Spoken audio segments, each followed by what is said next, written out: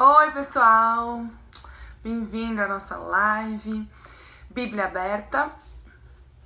A gente vai começar daqui a pouquinho, vamos deixar o pessoal entrar. E essa live vai ser junto com o Alisson Freire. Então, vou esperar ele se juntar a nós. E hoje a gente vai falar sobre Colossenses capítulo 1. Então, essa live é no tema Bíblia Aberta, é uma live de um estudo bíblico. Então, se você quer fazer parte desse estudo bíblico com a gente, pega a sua Bíblia e abre lá em Colossenses, que a gente vai estudar juntos o capítulo 1 de Colossenses. Tá legal? Sejam muito bem-vindos, você que tá aí. Pega a sua Bíblia pra gente começar. Então, essa live vai ser de um estudo bíblico muito legal e vai ser muito bom. E vou estar eu, Débora, junto com o Alisson. Então, vou esperar ele se juntar a nós pra gente começar. Então, é muito importante que você esteja com a sua Bíblia aberta em Colossenses 1. Hoje a gente vai ver o capítulo 1. Deixa eu...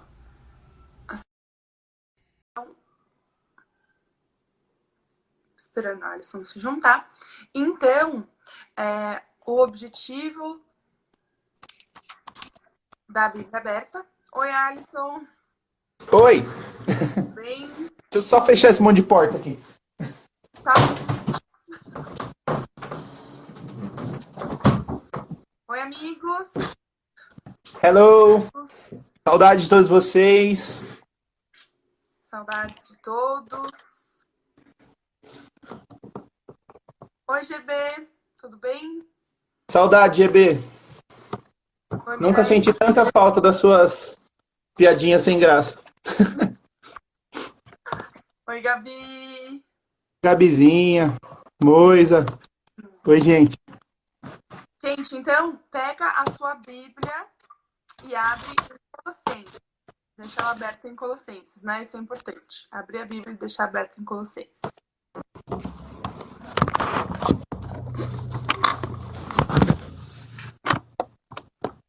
Muito bom.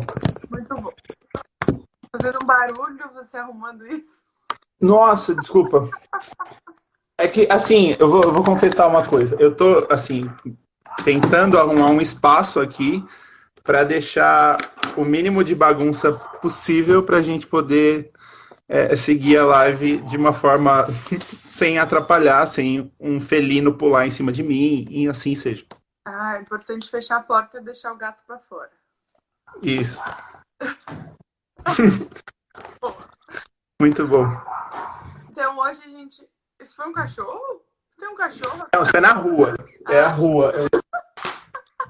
Estou fechando o máximo de coisa aqui para ver se para os barulhos. Boa. Mas assim, tem jeito. Não tem jeito. Então, hoje a gente começa as nossas lives Bíblia Aberta, que são lives de estudos bíblicos, né? Então, é muito importante você estar com a sua Bíblia para a gente poder estudar juntos a palavra de Deus. E você pode colocar nos comentários as suas dúvidas, as suas perguntas, conforme a gente está conversando sobre a passagem que a gente vai falar hoje, né? E hoje a gente vai conversar sobre Colossenses 1. Então, abra sua Bíblia em Colossenses, no capítulo 1. Certo? Olha, tá toda grifada, muito bom. O meu eu grifei a lápis, não vai dar pra ver. Isso aí. Dá pra ver. Ah, dá pra ver. Boa. A gente tem a Bíblia gêmea, que eu copiei o Alisson, no caso. A Maria comprou essa Bíblia pra você. Maria e seus presentinhos. Isso. Muito bom. Gente, seguinte, então aumenta a expectativa do seu coração. Enquanto eu estava pensando sobre isso hoje de manhã, me veio à mente de que a realidade é que muitas vezes a gente entra nesse período de quarentena e a gente acredita que, assim, acredita não, vou falar a realidade. Tenho certeza que 90% das pessoas ou está trabalhando muito e está sem tempo para a maior parte das coisas, com várias questões, vários problemas acontecendo, ou assim, entrou num modo avião e faz apenas aquilo que lhe convém, assim, e tipo, que dá vontade. E muitas vezes a gente deixa as disciplinas espirituais de lado, assim, a gente deixa aquilo que Deus nos chamou a fazer, né, que é a oração, a leitura, a devoção, o jejum, a solitude, enfim, todas as outras coisas, a gente acaba deixando isso de lado. Então essa live vai servir para animar o seu coração, para que você possa sair desse período de crise mais próximo ainda de Deus, conhecendo ainda mais a Ele. A gente está tendo esses estudos, dentro das nossas células nós estamos falando sobre outros textos, porque nós queremos sair desse período conhecendo melhor quem Jesus é, né? Diferente do que esteja acontecendo, nós queremos saber quem Ele é e o que Ele espera de nós. E só através da Bíblia, através da oração que a gente vai conhecer Ele plenamente, tá bom? Então, esse é o nosso convite para você, que você permaneça conosco e que isso possa tocar o seu coração, assim como tem tocado o nosso. Não é não, Debs?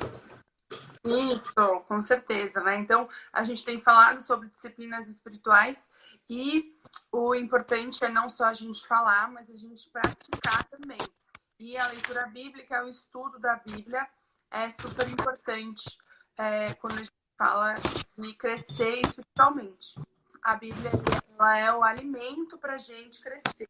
Então, Amém. É muito importante a gente se alimentar e estar com a leitura bíblica como uma prioridade na nossa vida, né? A gente conversou, a primeira live que a gente fez, quando começou a quarentena, foi sobre disciplinas espirituais, lá 8 semanas atrás, né? E a gente falou sobre como muitas vezes nós não lemos a Bíblia por falta de tempo, quando na verdade é por falta de priorizar as disciplinas espirituais na nossa vida e priorizar o nosso tempo com Deus. Então, hoje, a gente tirou esse tempo, essa 50 minutos que a gente vai estar juntos, 1 hora, para estudar juntos a palavra de Deus. E a gente vai começar pelo livro de Colossenses, no capítulo 1. Então, a gente está aqui, antes da gente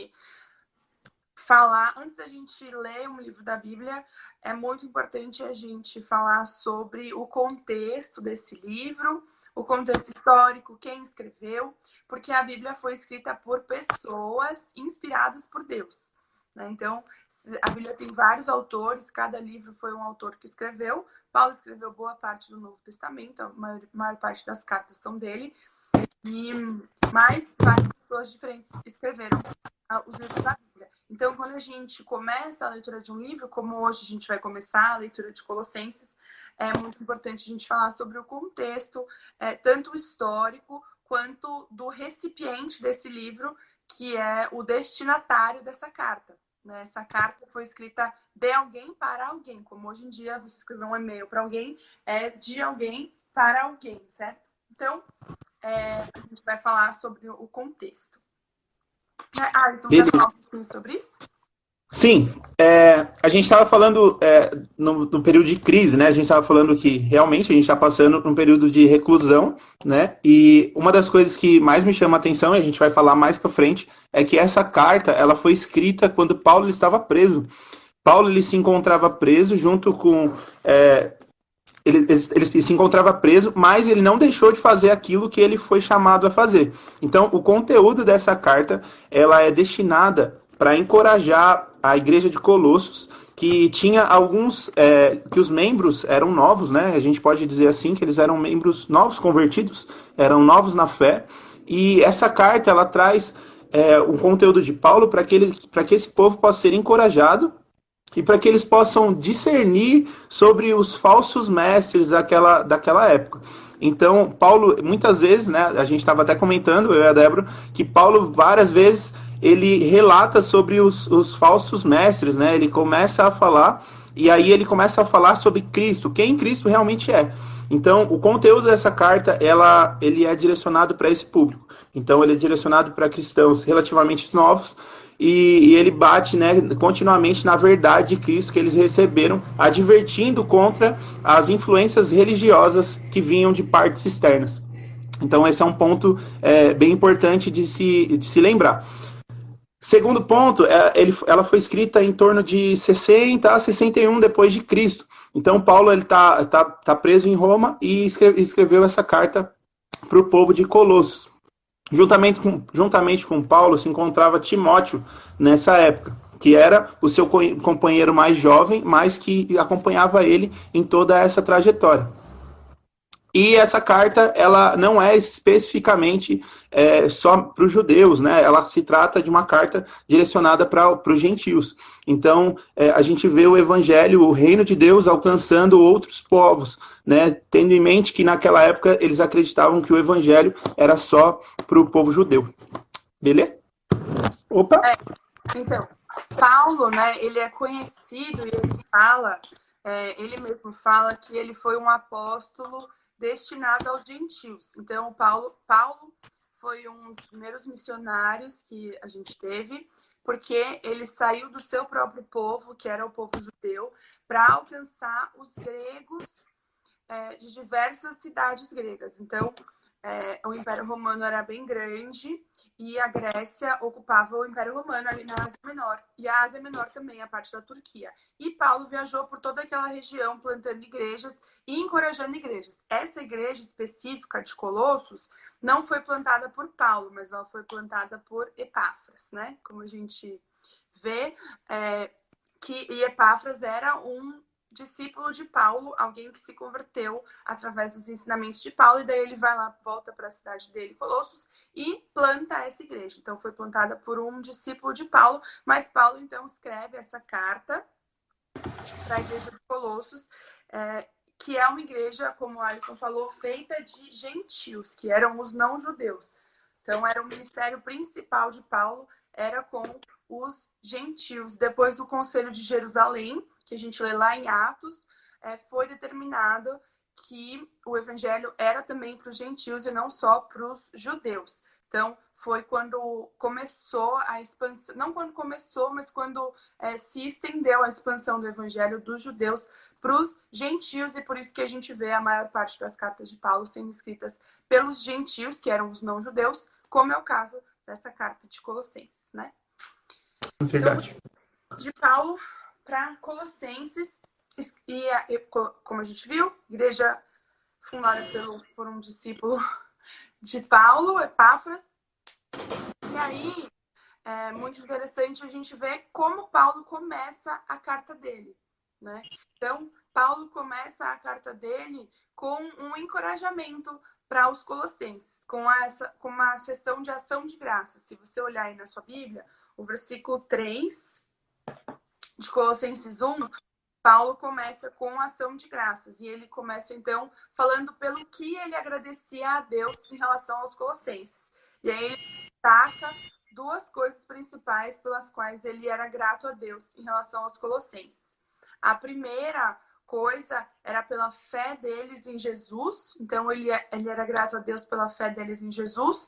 E a segunda coisa era pelo amor que eles tinham por todos os santos, por todos os outros irmãos na fé. Então, essas duas coisas, Paulo destacava como características da igreja de Colossos e encoraja eles, então, falando que ele era grato a Deus por conta dessas duas características da igreja de Colossos. Então, ele começa encorajando eles em relação à fé e ao amor. Muito bom. E eu acho legal ressaltar também que muitas vezes essa atitude é uma atitude que nós precisamos ter, né? É uma atitude de ação de graças, uma atitude de encorajamento, porque, por exemplo, na nossa caminhada cristã existem várias pessoas ao nosso lado e essas pessoas nem sempre têm a mesma maturidade que nós ou têm o mesmo tempo de caminhada cristã, vamos dizer assim, né? Porque maturidade nem sempre é definida pela quantidade de tempo que você está na igreja. Mas isso é um assunto para um outro dia, tá? Mas a gente vê nesse momento que mesmo essa igreja se tratando de pessoas que têm pouco tempo na fé, Paulo, ele age com ação de graças, né? Ele ora agradecendo a Deus por essas pessoas, ele ora a Deus agradecendo por esse povo, porque, afinal de contas, esse povo tem feito o que todos os discípulos foram chamados a fazer, que era pregar o evangelho, levar a palavra. Então, essa ação de graça de Paulo, essa oração de Paulo, me faz ter o exemplo para com os meus irmãos na fé hoje em dia, que mesmo que com essa distância toda, eu não posso esquecer esquecer das minhas orações. Eu não posso esquecer de cuidar daqueles que estão comigo. E mesmo distante, Paulo, ele demonstra isso, eu consigo ver, Débora. Ele demonstra esse amor, esse cuidado, orando por eles, orando, pedindo graça, pedindo favor de Deus sobre a vida deles. Legal, sim. É uma coisa muito legal que a gente vê na maior parte, acho que em todas as cartas de Paulo, que o quanto que ele orava pelas igrejas que ele pastoreava, né? Então, ele sempre fala pelo que ele dava graças a Deus em relação àquelas igrejas, ele sempre fala pelo que ele orava, mostrando que Paulo tinha uma vida intensa de oração pelas pessoas que eram discípulas dele e pelas igrejas que ele pastoreava. Então, é um grande exemplo para a gente mesmo a vida de oração de Paulo, sabendo que ele não foi só um missionário que levava a palavra de Deus, né? Pregava, mas ele também orava muito por essas igrejas. Então, para a gente trazer para nós, né? Orar pelos nossos amigos, orar pelas pessoas que estão próximas da gente, como Paulo fazia. E legal, né?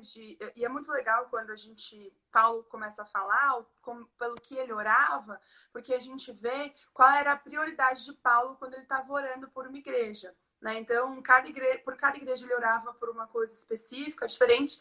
E aqui, quando a gente lê, a partir do versículo 9, pelo que Paulo orava, né? Ele fala: não deixamos de orar por vocês e de pedir que sejam cheios do pleno conhecimento da vontade de Deus, com toda sabedoria e entendimento espiritual. Então, essas três coisas eram as coisas pelas quais Paulo orava.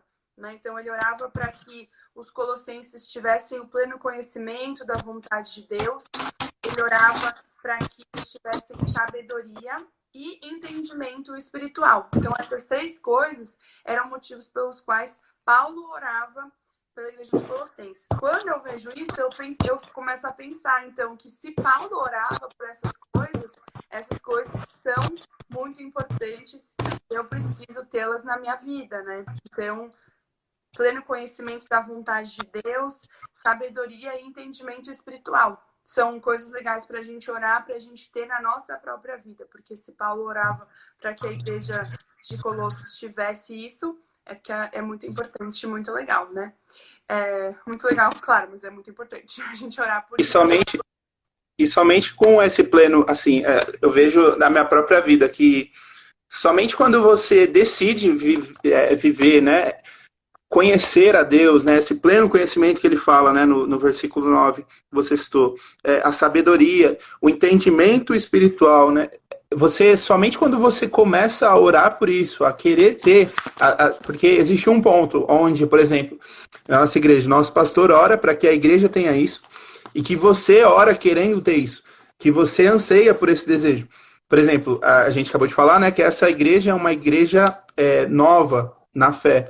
Mas eu tenho certeza que Epáfras, por exemplo, aquele que fundou essa igreja, ele tinha esse pleno conhecimento de quem Deus era. Ele buscava por sabedoria e ele também tinha esse entendimento espiritual. E junto com isso, ele com certeza ele acarreta uma maturidade na vida cristã, na caminhada dele.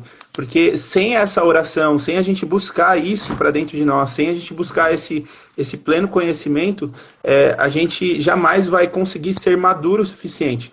A gente muitas vezes pode caminhar com o Cristo durante anos e anos, e jamais alcançar a maturidade por nunca fazer uma oração como essa, por nunca buscar algo como esse.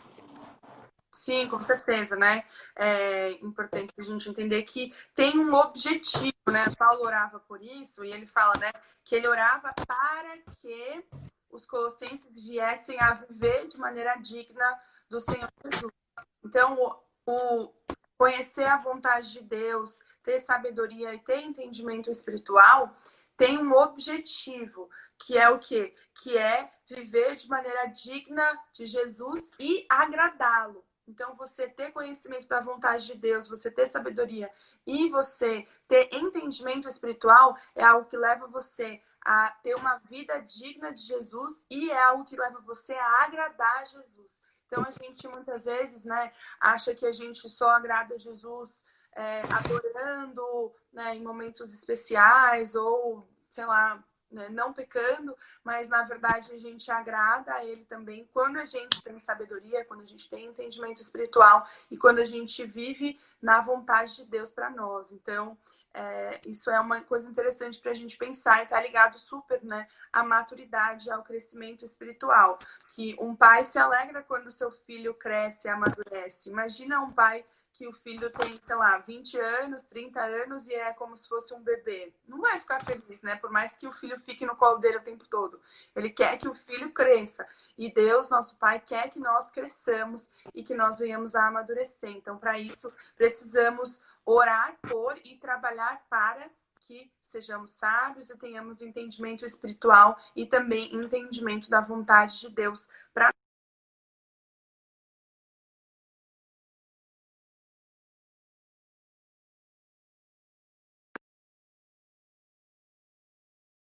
Será que travou? Oi, desculpa, gente. Oi? Acho que deu uma travadinha. Alguém me ligou no WhatsApp. Não, o que eu ia falar, Débora, é que na parte B, por exemplo, no versículo 10, a gente vê toda essa paginação que nos leva à maturidade, né, no primeiro ponto, mas também nos mostra, na parte B, uma maturidade que gera frutos, né? É uma maturidade que não é um crescimento para dentro, né? Um crescimento que seja só para a minha vida, mas todo o meu crescimento, toda a minha busca gera algum fruto. E esse fruto, muitas vezes, né, com certeza vai gerar em outras vidas, outras pessoas, ou esse fruto ele vai ser algo visível através da minha caminhada cristã, em algo que possa abençoar o reino de Deus, ou a comunidade cristã ou a igreja na qual eu pertenço. Esse fruto, essa busca, ela nunca é em vão, né? E quanto mais eu busco conhecer a Deus, quanto mais eu busco o entendimento espiritual, quanto mais eu busco crescer nele, mais eu frutifico. Me fez lembrar daquele texto de João 15, né? Que fala que quanto mais você busca, mais você é podado, né? Aquele que busca, ele está sendo podado para que dê ainda mais frutos, né? Então, isso me faz essa busca me faz lembrar, né? Essa busca que Paulo fala me faz lembrar que eu preciso frutificar. E não que eu precise por mim mesmo, mas eu preciso frutificar através da minha busca diária em conhecer a Deus, né? Sim, com certeza, né? E Paulo, ele continua e fala, né, que a gente deve frutificar em toda boa obra. Ele usa esse verbo, aliás, né, falando que os colossenses deviam frutificar em toda boa obra e crescer no conhecimento de Deus. Então, tá ligado isso. A frutificação tá ligado ao conhecimento de Deus. Então, por isso que a gente foca tanto, fala tanto sobre as disciplinas espirituais, porque para você frutificar, você precisa conhecer a Deus. E para você conhecer a Deus, você precisa passar tempo nas suas disciplinas espirituais. Então, uma forma da gente crescer, da gente, né, experimentar uma resposta para essa oração de Paulo na nossa vida é por meio das disciplinas. E aí Paulo continua, né? Orando também para que eles tenham toda a perseverança e paciência com alegria. São duas coisas, né, assim, fundamentais na vida cristã, a perseverança e a paciência. É impossível, eu diria, você seguir a Cristo se você não tiver perseverança e paciência. E a gente pode, com certeza, compartilhar vários testemunhos da nossa vida de momentos em que a gente teve que perseverar, mesmo quando as coisas estavam difíceis, em que a gente teve que ter paciência para esperar uma resposta de Deus, em vez de fazer a nossa própria vontade. Mas Paulo coloca um adendo, né, a perseverança e paciência, que parece uma frase que não tem, uma palavra que não tem a ver com perseverança e paciência, que é a alegria, né? Ele fala, Sim. que vocês estão com perseverança e paciência em alegria. Parece Então, solto, né? Parece que a alegria está solta, mas na verdade ela é fundamental. Sim, exatamente. Então, é você perseverar e ser paciente com alegria. Por quê? Porque a alegria do cristão não depende das circunstâncias, mas ela vem de Deus, né? Tem aquele famoso versículo, a alegria do Senhor é a minha força. E então, então é isso, né? A gente perseverar e ser paciente, mas mantendo a alegria. E eu acho que esse é um grande desafio, porque muitas vezes a gente consegue perseverar e a gente consegue ser paciente, a gente trabalha nisso, mas ter alegria enquanto você persevera no meio da dificuldade. E enquanto você espera, isso é um grande desafio que é difícil. Eu estou trabalhando nisso ainda, porque ainda Sim, não sou a mestre. É difícil sim. mesmo. E eu acho que tudo isso, na verdade, eu acho bem interessante, porque, por exemplo, no versículo 4 ele fala que essa igreja ela era conhecida pela fé e pelo amor. Uhum. E a fé, a gente vê lá em Hebreus 11:1, que a fé é a firme certeza daquilo que não se vê, mas se espera. E quando ele me fala sobre a perseverança e a paciência com alegria, me faz ver que essa igreja é uma igreja de fé, realmente é uma igreja de fé, porque ela tem a consciência de que ela precisa ter paz, ela precisa ter alegria, mas ela precisa ter uma perspectiva daquilo que vai acontecer, porque a fé ela é a firme certeza daquilo que se espera. Então, para que você possa trilhar o caminho, você precisa ter planos, você precisa colocar em prática as suas disciplinas espirituais, mas pensando naquilo que Deus vai fazer através da sua vida. É impossível você seguir um exemplo simples, mas que é muito real. É impossível você seguir uma caminhada cristã simplesmente sentado no banco de uma igreja. Porque é meio que você andar sem fé. Você vai só, recebe algo, volta para sua casa e não cria uma perspectiva daquilo que vai acontecer. Você não planeja cuidar de pessoas, não planeja frutificar, não planeja exercer os dons espirituais. E o que eu vejo que Paulo está dizendo aqui nessa primeira. Se você chegou agora, que nem eu vi, meu cunhado chegou agora e tem um outro pessoal, o Flauzino também chegou. Nós estamos lendo o primeiro capítulo do livro de Colossenses, né, da carta de Paulo à igreja de Colossos. Então, só para você se interagir aí e entender. Então, Débora, quando eu vejo que essa igreja é uma igreja de fé e amor, eu entendo que essa igreja é uma igreja que ela entende aquilo que Deus tem para ela, mas que ela também ela está agindo em prol daquilo que eles precisam fazer. Ela não é uma igreja parada. Eu acredito que seja uma igreja dinâmica, mas que está em crescimento. Eu acho que é por isso que Paulo fala, né, que eles cresçam na perseverança e na paciência com alegria. Porque perseverar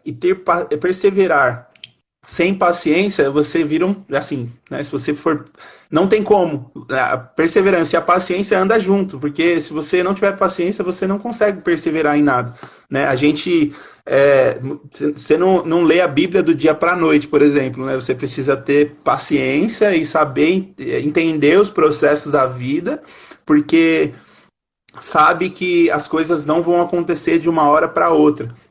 Então, e junto com tudo isso, com alegria, porque sabe que você está fazendo uma obra que não é sua, né? Você está fazendo uma obra de Deus, está fazendo algo para Cristo. Então, você não pode levar para a força humana também, para aquilo que eu consigo fazer, é aquilo que os meus braços podem fazer. Por isso que eu vejo, assim, uma beleza muito grande que em tempo de crises, enquanto em tempo de choro, em tempo de que todos estão descabelados, muitas vezes eu vejo pessoas perguntando: nossa, mas como vocês conseguem estar tão felizes assim, né? Como vocês conseguem estar tão em paz em meio ao caos? Eu vejo que essa paz e essa alegria vem de Deus, né, para as nossas vidas. Trazendo um pouco para os dias de hoje, em meio a todo o caos, você pode olhar para a vida de um cristão e ver ele bem, feliz, mesmo sabendo que tudo está errado. Porque há uma perseverança e uma paz, né, uma paciência com alegria, porque sabe que o nosso descanso está em Deus. Isso tudo aqui é passageiro, né? Isso aqui tudo vai passar um dia. E então isso reflete muito a nossa fé, em quem nós somos, no que nós acreditamos, porque sem isso, assim, né, sem essa fé em Deus, sabendo que Ele está cuidando de todas as coisas, não daria certo, assim, todo mundo já estaria descabelado, com certeza. Sim, é pensar, né, no que qual tem sido o fruto da nossa fé. Então, nós dizemos que temos fé, Tiago diz que fé sem obras é morta. Então, nós precisamos ter as obras que acompanhem a fé, né? Como você falou, a perseverança e a paciência em amor são algo que acompanha a nossa fé, precisa acompanhar a nossa fé e que a gente pode pegar como um ensinamento para a nossa vida, dessa oração de Paulo pelos Colossenses, né? Verdade. E aí, então, depois que Paulo fala disso, ele fala que ele dá graças a Deus que nos tornou dignos da salvação e para participar da herança dos santos. Então, Paulo agora começa a se incluir naquilo que ele está falando. Ele dá graças a Deus porque nós, no caso Paulo, se colocando junto com os colossenses, né, junto com, na verdade, todos os salvos por Jesus, que nos considerou dignos através de seu Filho amado. Então, Paulo aí começa, então, a falar sobre Jesus nessa carta, e Jesus é o tema central da carta de Colossenses. E no capítulo 1, tem essa parte que na minha Bíblia, né, a gente sabe que no original não tinha esses títulos, mas aqui na nossa Bíblia tem o título da A Supremacia de Cristo, quando Paulo então começa a falar de quem é Cristo, né? Acho importante a gente salientar que uma das razões pelas quais Paulo escreveu essa carta foi para combater os falsos ensinamentos que falsos mestres estavam ensinando para a igreja de Colossenses, que colocavam em questionamento a divindade de Jesus, que afirmavam que Jesus não era Deus. Então, por isso que grande parte dessa carta é destinada a falar sobre a centralidade e a supremacia de Jesus. Então, aqui no capítulo 1, a partir desse momento, Paulo começa a falar sobre a supremacia de Cristo.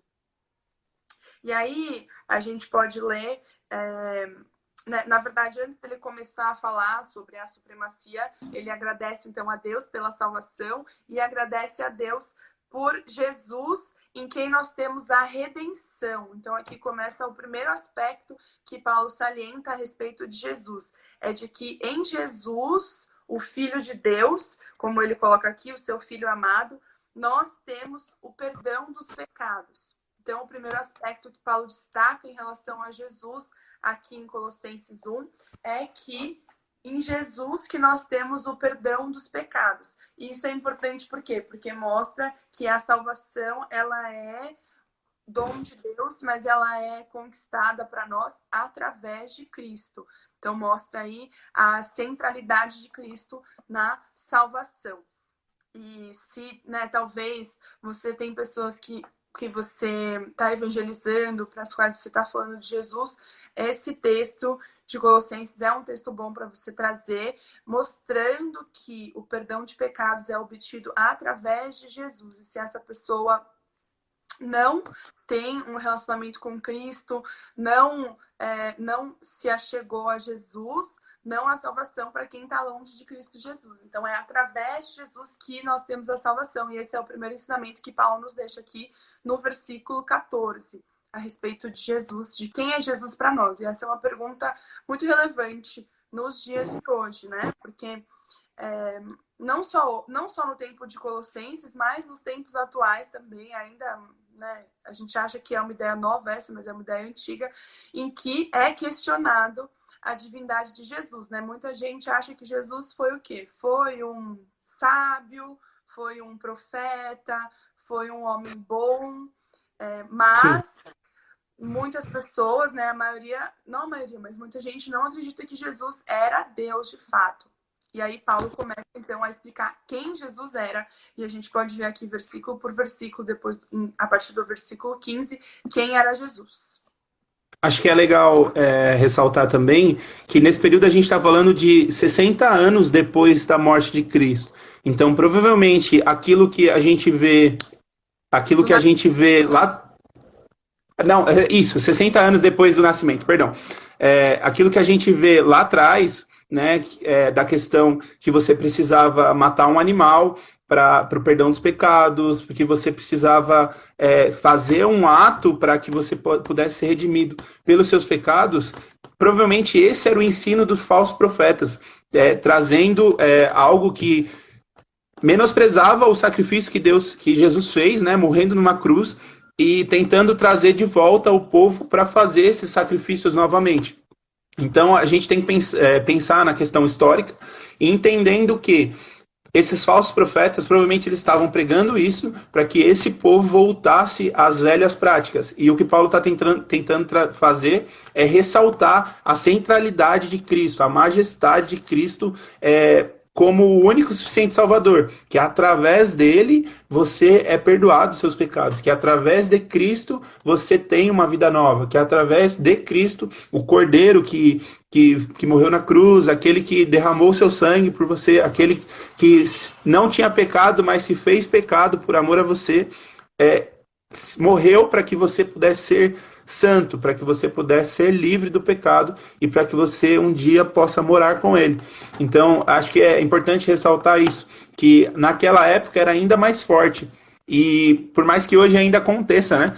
Hoje ainda tenha falsos mestres que ensinam coisas diferentes daquilo que Jesus nos ensina. Por isso que a gente fala tanto, por isso que a gente assim ressalta tanto da importância de você conhecer a Bíblia por você mesmo, nem mesmo somente com os nossos ensinamentos, né? Você precisa ter esse anseio, esse desejo de conhecer aquilo que Jesus deixou para você. Pensa, essas são as palavras do Salvador, né, daquele que morreu por você, e muitas vezes a gente deixa isso passar em branco, assim, a gente deixa isso como um apoio de cabeceira, sabe? Ou aquele, né, o lugar onde você apoia o copo para não manchar a cabeceira da sua cama.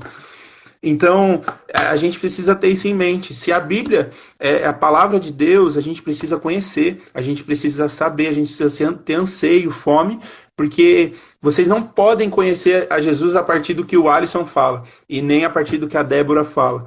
Não só isso, mas você precisa conhecer a Jesus pelo anseio que existe dentro do seu coração, pela fome, pela sede, e entender que ele veio para morrer por você, para te dar vida, para te dar uma morada nos céus, para que um dia você possa estar com ele no reino de Deus. Legal, muito bom, verdade.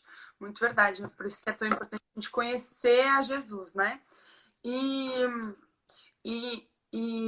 depois de falar, né, Paulo falar que a gente tem a redenção através de Jesus, ele começa a falar quem Cristo é, explicando para eles quem é Jesus, né? Porque os colossenses, como a gente falou, eles eram gentios, eles não eram judeus. Então, eles não conheciam muito de quem Deus é e não conheciam, claro, Jesus, porque eles vieram a conhecer através de Epáfras. Então, Jesus ele viveu numa região muito pequena, ali próxima a Jerusalém, no reino da Judéia. Então, Jesus não era uma pessoa que fez viagens longas, viagens pelo mundo todo. Não, ele ficou ali na região de Judéia e Samaria. Por isso que Jesus mandou os discípulos dele irem por todo mundo e pregarem o evangelho, falarem aquilo que eles tinham visto Jesus fazer e ser. E é o que Paulo fez e levou o evangelho ali para não só Paulo, mas os apóstolos todos levaram o evangelho para todo mundo conhecido. E aí quando chega o evangelho em Colossos, era uma região gentia, uma região que não era judia, uma região que era gentia, uma região que seguia outros deuses, uma região que seguia, enfim, o paganismo, né? E aí quando entra o evangelho, quando entra a centralidade de Jesus, Paulo precisa explicar para eles quem era Jesus. E aí ele começa falando, então, que no versículo 15, que Jesus é a imagem do Deus invisível, o primogênito sobre toda a criação. Então, a imagem do Deus invisível. Isso quer dizer que Jesus era a imagem de Deus aqui na Terra. Então, Jesus era Deus aqui na Terra. Se você quer saber como é Deus, você olha para Jesus, porque ele era a representação exata, né? Você ser a imagem de alguém, você ser como essa pessoa, né? Se você está olhando uma foto minha, se você está olhando um vídeo meu, é como se fosse eu, embora não seja eu que estou aí na sua casa. Então, Jesus era a imagem do Deus invisível, mas ele não só era a representação de Deus, ele era Deus. E aí ele fala que ele era o primogênito sobre toda a criação.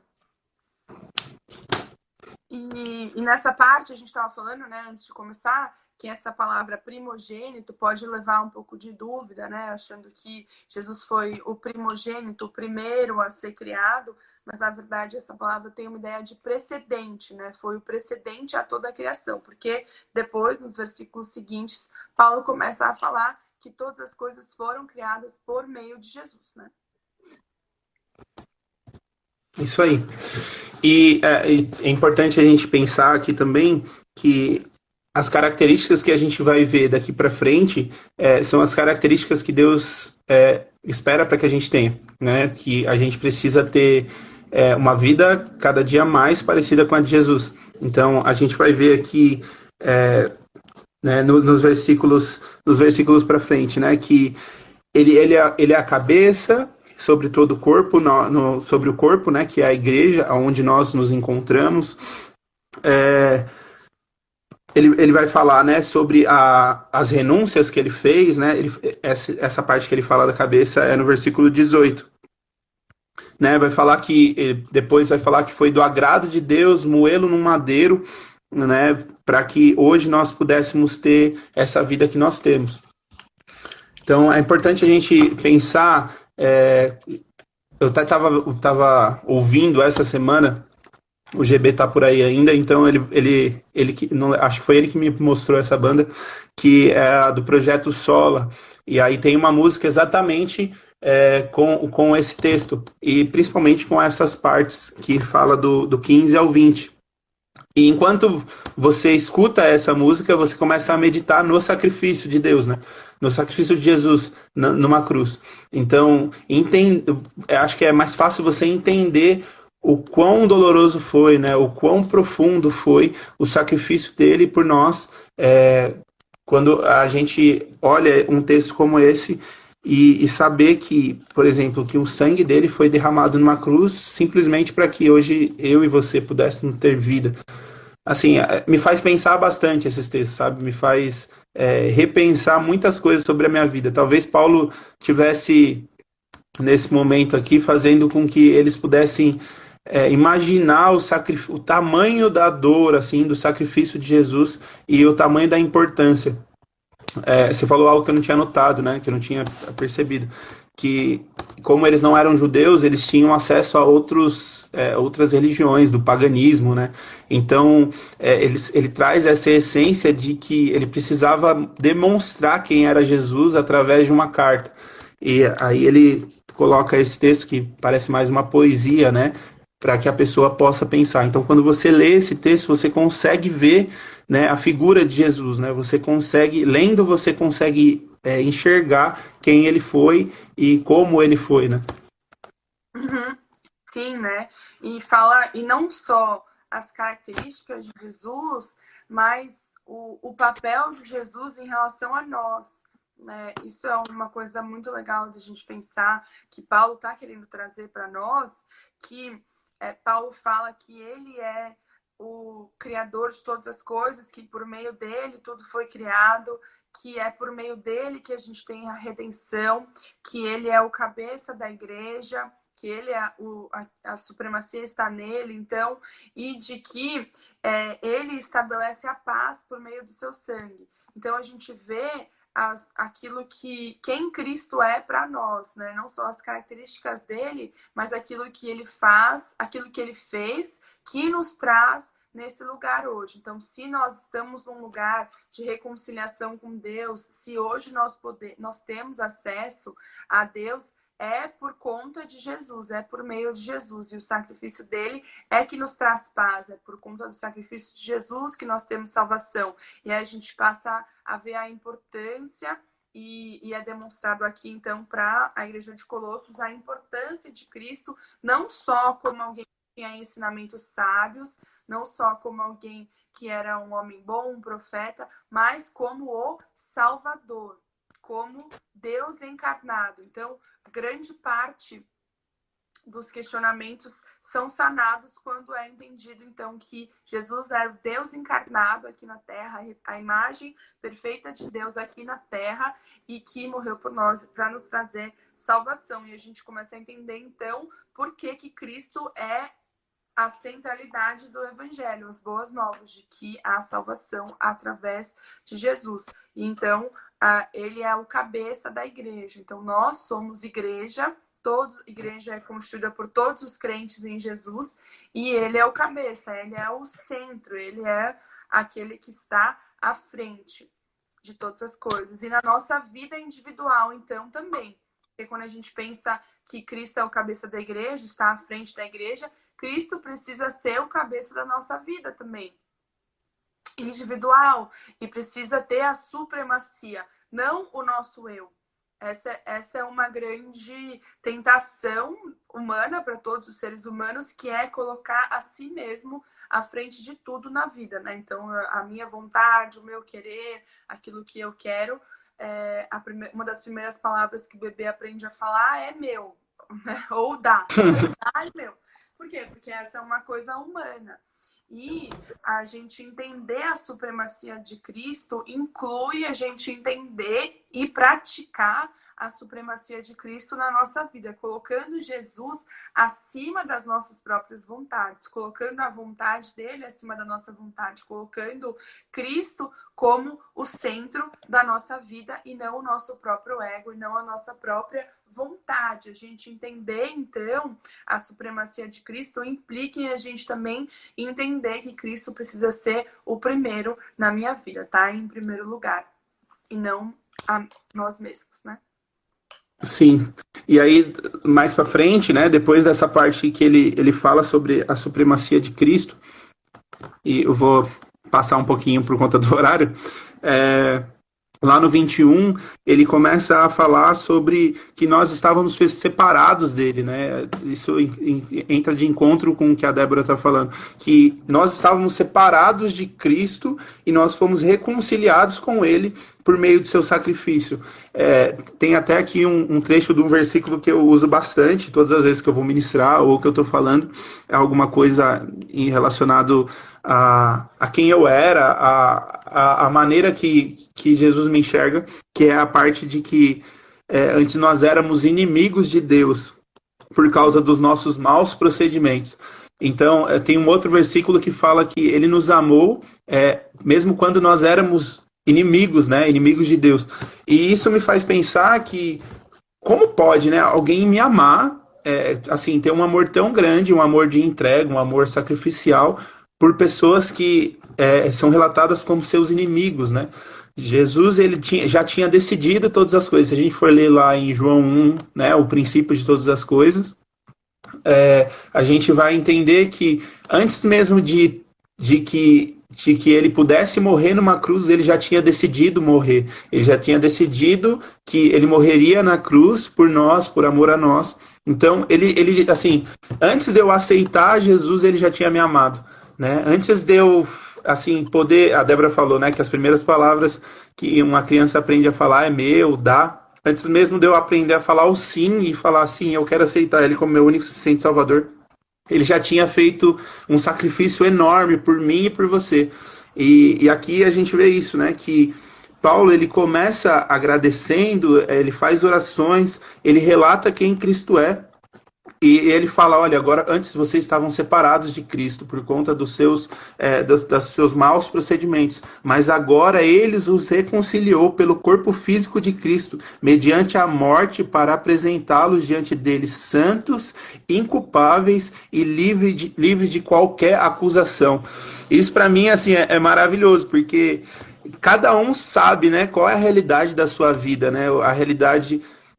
das coisas que você faz e fez, né? Assim, cada um sabe do seu passado. E quando eu olho, eu falo, eu não podia ser amado dessa forma, né? Assim, eu lendo esse texto, eu falo, eu não podia ter recebido um amor tão grande assim, mediante a minha expertise humana, tá? Mas mediante ao coração de Deus, eu acredito que ele olha e fala, eu não poderia ter te amado de outra forma a não ser me entregado de todo o coração. Então, qual é a minha resposta hoje mediante a tudo isso? Se o texto parasse aqui, eu aceitava Jesus, assim, facilmente, né? Tipo, se o texto parasse aqui, eu falo, não aceito, amém, eu quero viver essa vida. Porque, meu, não tem outro caminho, né? É tão bonito essa história até, assim, até esse ponto, e olha que isso é metade de uma página, né?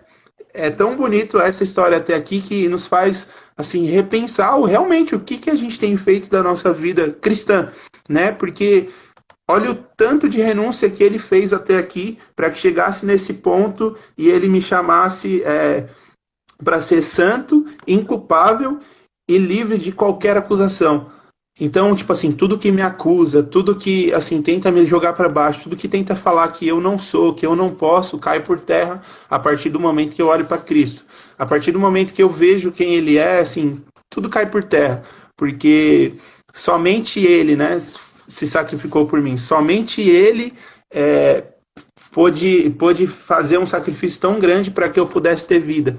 Então, assim, para mim hoje, né, hoje eu consigo entender com mais clareza. Não importa o que o mundo diz, não importa o que eu penso sobre mim, porque muitas vezes aquilo que nos bloqueia, aquilo que nos trava, somos nós mesmos, né? A gente está até conversando isso no domingo. Então, não importa o que o mundo diz, não importa o que eu digo sobre mim, mas o que ele pensa sobre mim. E quando eu vejo o que ele pensa, ele fala: olha, você é santo, você é inculpável e livre de qualquer condenação.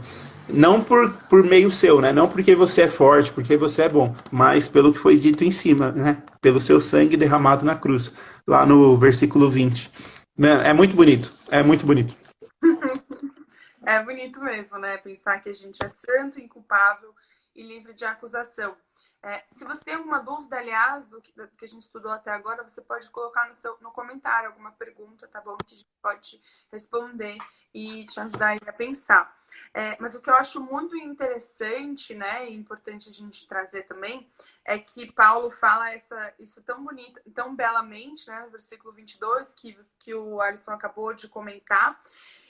Só que ele continua, né? E ele coloca uma condicional para que eles continuassem a serem apresentados santos e inculpáveis diante de Deus e livre de acusação, que é o quê? O 23 ele coloca, né? Desde que continuem alicerçados e firmes na fé, sem se afastarem da esperança do evangelho.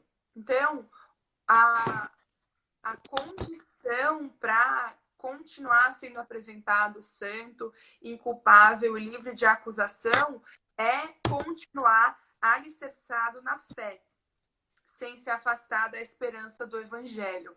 Então a gente vê aqui que a gente ser apresentado santo e inculpável diante de Deus tem uma condicional, que é o que? A gente continuar alicerçado e firme na fé, praticando o evangelho. Então, acho que isso é muito importante, né? Porque às vezes a gente para, né, no 22 e não continua. Eu acho que uma grande dificuldade que a gente tem na igreja, né, como pessoas, é continuar. Então, não é importante somente você começar bem a sua vida com Deus, né? Eu fui, sei lá, no encontro, eu fui no retiro, eu fui no culto, foi incrível e eu comecei bem. Mas mais importante, né? Tão importante quanto começar é continuar, porque você continuar alicerçado no evangelho e na fé é o que vai garantir que você vai ser apresentado santo, inculpável e livre de acusação. Se eu não permaneço, se eu não continuo alicerçado, isso então, pelo que a gente entende aqui, não acontece. Continuar é super importante. Por isso que é importante a gente, como cristão, dar atenção àquilo que a Bíblia ensina e praticar na nossa vida, né? Não só ouvir, mas praticar, para a gente continuar alicerçado e firme na fé. Que é o que? A gente não ter uma fé que ela é fraca, dependente da circunstância, mas uma fé que é de fato firme, né? Firme e fundamentada. A fé sendo o firme fundamento realmente daquilo que não se vê, e não apenas uma boa ideia, né? O evangelho não é uma boa ideia, ele é uma boa nova, traz novidade de vida. Não é apenas uma ideologia, é uma forma de se viver, é trazer um novo paradigma, né? Um novo modelo. E a gente precisa, então, continuar alicerçado e firme na fé, sem se afastar do evangelho. para que venhamos a permanecer santos e inculpáveis diante de Deus. Sim, e junto com isso também, essa fé, ela precisa gerar essa esperança, né?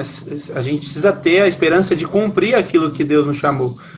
Não tem como, realmente, o que você falou faz todo sentido, porque realmente se a gente para na parte que eu falei, a gente perde a esperança de cumprir o chamado de Deus para a nossa vida, os propósitos, e a gente para de crescer, né? A gente entende só como uma boa história, né? A gente entende só como um bom conto sobre a nossa vida, né? Sobre algo muito bonito, mas que não é aplicável, né? Algo que, assim, nossa, muito legal, que fez por mim, mas ok, sabe? Tipo, tudo bem. Agora, quando a gente mantém a esperança no Evangelho, a gente começa a entender de que o Evangelho de Deus nós temos o Cristo, que é o cabeça, como nós lemos lá no 18, mas nós também somos um corpo. E esse corpo, cada um tem a sua função. Ninguém tem a mesma função, assim, as pessoas não são iguais, a gente tem que entender a diferença das pessoas, mas nós estamos indo unidos para o mesmo propósito. E como essa carta é para uma igreja, a gente precisa entender dessa forma, né? Que eu não consigo ser corpo, né, sem a Débora. E sem você que está escutando, em nome de Jesus, tá bom? Eu não consigo ser corpo sozinho, né? A gente não consegue pensar sozinho. Uma igreja é formada de múltiplas pessoas, de formas diferentes, características diferentes, e essa é a beleza do evangelho. Mas todos nós estamos incumbidos de cumprir aquilo que Deus nos mandou, de Mateus 28, 18, que é ide por todo mundo, pregar o evangelho, ensinando sobre todas as coisas e batizando em nome do Pai, do Filho e do Espírito Santo. Então a gente precisa ter essa esperança de cumprir aquilo que Ele nos chamou a fazer. Sim, com certeza. Acho que o mais importante de a gente ler isso tudo e de ler quem Cristo é a gente colocar em prática na nossa vida e ser encorajado, então, a aplicar isso, né? Esse evangelho, essa mensagem era o motivo pelo qual Paulo estava preso, pelo qual ele estava acorrentado. Ele escreveu, né, como a gente falou, essa carta quando ele estava preso. E por isso ele deu a vida dele toda. Então, qual tem sido a nossa resposta em relação ao evangelho? É isso que a gente precisa trazer para a nossa vida, porque custa tudo de nós mesmos, né? Custa a nossa vida toda. E a gente precisa, então, se alicerçar na verdade. Não deixar que falsas doutrinas venham tirar o nosso entendimento, não deixar que o nosso dia a dia venha tirar a importância do nosso centro tá em Jesus na nossa vida. Levar a gente à aplicação de continuar firme e alicerçado. Então, que tudo abençoe a sua vida dessa forma, que você venha colocar em prática. Eu quero convidar você quando a gente encerrar essa live, que vai ser daqui a pouquinho, que o nosso tempo está acabando, a você, então, pegar e ler Colossenses 1 de novo, ler sozinho e estudar. E ver aquilo que você pode, então, trazer para a sua vida desse texto, entendendo aquilo que o apóstolo Paulo queria ensinar para a igreja de Colossos. Então. Amém. Isso aí. E para isso, eu quero encerrar com o último versículo do capítulo 1, tá bom? E é para isso que nós nos esforçamos, lutando conforme a sua força que atua poderosamente em nós. Nós estamos aqui hoje para que a força de Deus, para que o entendimento que foi falado aqui, para que os dons espirituais, para que as disciplinas espirituais, para que a bondade de Jesus, para que o coração de Jesus esteja em nós, para que o mundo conheça esse Jesus tão maravilhoso que nós temos pregado. Então, que não só fique em mim, na Débora ou em você que está escutando, mas pregue as boas novas. Faça assim como Paulo, indiferente se você está livre ou preso, né? Continue fazendo aquilo que Deus chamou para fazer, né? Não pare o seu chamado porque você está em casa, né? Paulo não parou e ele alcançou toda uma igreja, né? Ele alcançou milhares de pessoas, eu tenho certeza, milhares de milhões, né? Através das cartas, porque elas ressoam até hoje. Nós estamos aqui hoje sentados estudando algo que foi escrito há milhares de anos atrás. Então, que você possa fazer isso e que você possa levar esse amor que te salvou para outras pessoas. Amém, é isso aí. Vamos não só ser ouvintes mais praticantes da palavra na sua totalidade. Que você seja muito abençoado e semana que vem a gente está de volta para continuar estudando a carta de Paulo aos Colossenses. E aproveite então para ler o capítulo 1, para ler o capítulo 2, que a gente vai estar estudando então na semana que vem. Que Deus abençoe e até mais. Amamos vocês, beijo. Amamos vocês. Estamos com saudades. Deixa um coração. Acaba a quarentena. Acaba. Tchau, tchau, pessoal.